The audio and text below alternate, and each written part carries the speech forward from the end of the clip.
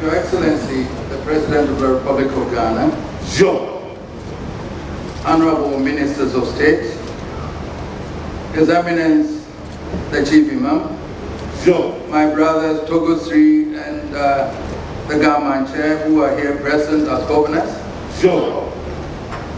distinguished governors of the Millennium Excellence Foundation, distinguished ladies and gentlemen, preparing for an event like this in the era of COVID-19 has been most challenging. But I'm sure you will join me in commending the Millennium Excellence Foundation for the truly excellent feat of organization, respecting the appropriate protocols so we can at least be confident of minimizing the risk of any spike in infections. It should of course be a matter of some pride that Ghana is seen as to have managed the pandemic with the least possible disruption to our way of life. Thank you, Mr. President, and your government. But as long as the pandemic ravages the world, we should continue to remain vigilant. In my message to the Foundation for its commemorative brochure, I draw attention to the extraordinary challenges Africa now faces, from the combined ravages of COVID-19 to the existential dangers of climate change. Someone has to open the eyes and minds of the people of Africa to the reality that in the post-COVID world, we are on our own and we swim or sink on our own stream. This new reality has no room for any dependency syndrome, and governments and citizens alike must wake up to the imperative need to chart new paths, embrace new thinking, must have the fresh courage to acknowledge our common good and have the courage to work together for its realization. In our ceremony today, recognizing and celebrating the achievements of eminent Ghanaians in various fields, the Millennium Excellence Foundation is showcasing the fact that we have in our midst the human resources from whom the nation can expect the best. It remains our hope that such celebrations will inspire others, especially the younger generation, to strive for excellence in all they do.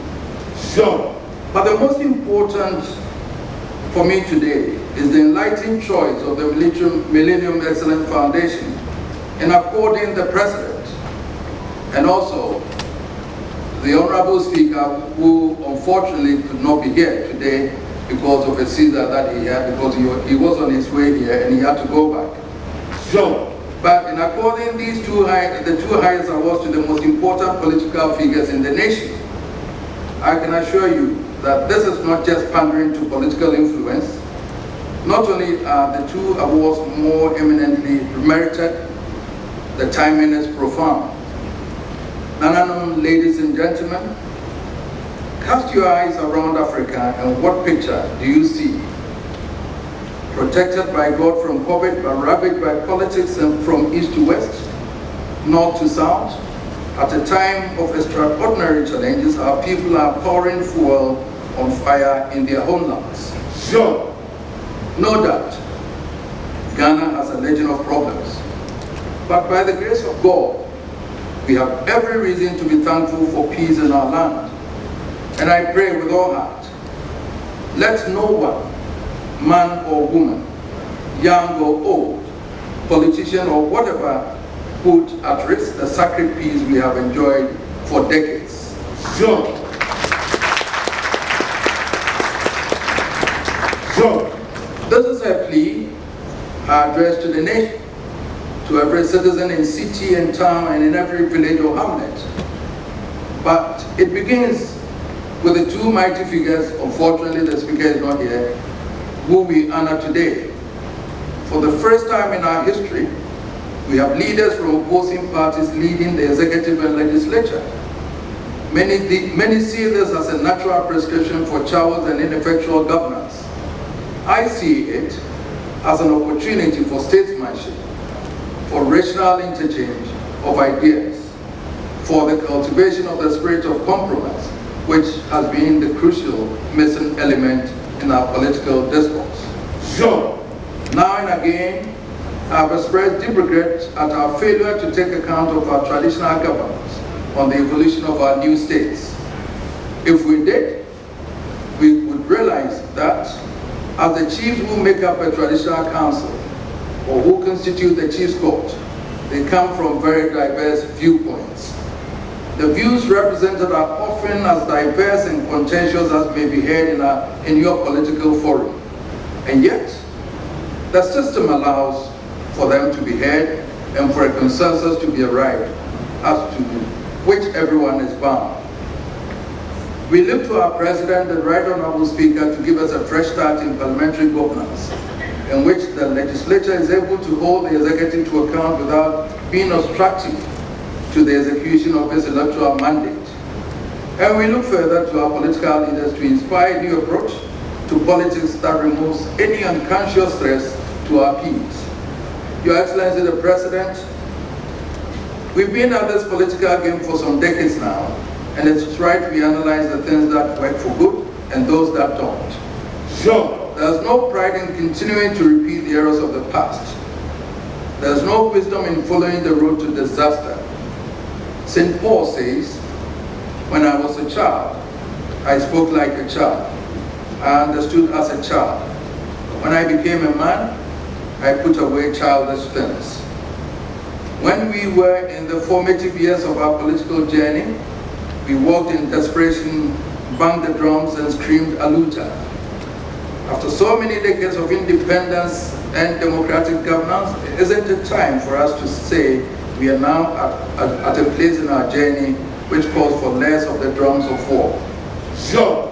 I hope Mr. President and the Right Honorable Speaker, who is not here, we all will leave Menchia tonight filled with the spirit to lead Ghana towards a decade of peace and excellence and a continuing beacon of Africa, a beacon to Africa, to wake up and lift herself to the top of the mountain. Sure. I am pleased that on its own, the Millennium Excellence Foundation is playing a positive role in promoting the quest for higher achievement at all levels of our society. By recognizing and allowing the nation to celebrate achievements of excellence today, the foundation is helping to inspire new generations to strive harder for excellence that without doubt is worthy of every effort. Sure. It is my privilege, as life patron of the foundation, to welcome and induct a new respected batch of laurels today. Each one adds another star to the foundation scroll of honor and will no doubt forever remain in our memory. Sure. Just as we hope their achievements will inspire others, So we hope ceremonies like this will bring home to our people that the prosperity and growth of our nation must be a shared endeavor between the government and the people. Sure. It is only by each one playing their role that the nation can expect to achieve prosperity. In the face of the brutal realities of our time, we should question whether Ghana or any African country can continue to indulge the luxury of international squabbles and political gamesmanship, which offer no solutions to our problems, but bitterly divide us. I fear that we'll only continue to retard our progress, and I cannot be more emphatic in asserting that we simply cannot afford such indulgence.